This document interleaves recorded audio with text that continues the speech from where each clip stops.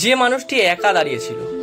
আজকে এমন এক মানুষের কথা বলবো যে মানুষটি একা দাঁড়িয়েছিল।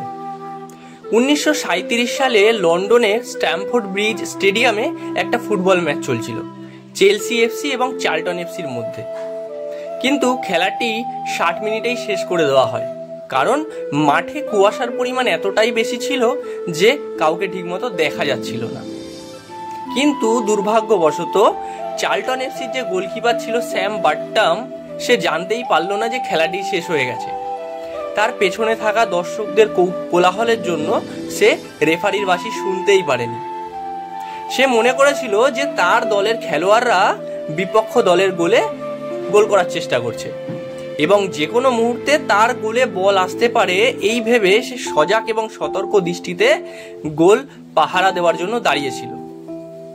ঠিক 15 মিনিট মতো সে দাঁড়িয়েছিল। তারপর মাঠে থাকা একজন পুলিশ এসে তাকে জানায় যে খেলাটি 15 মিনিট আগেই শেষ হয়ে গেছে।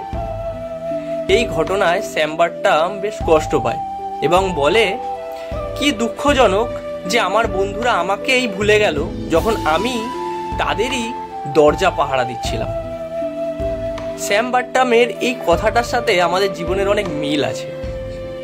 আমাদের জীবনে অনেকেই আছে যাদেরকে আমরা সবসময় ভালো রাখার চেষ্টা করি, সবসময় চাই তারা যাতে কোনো কষ্ট না পায়।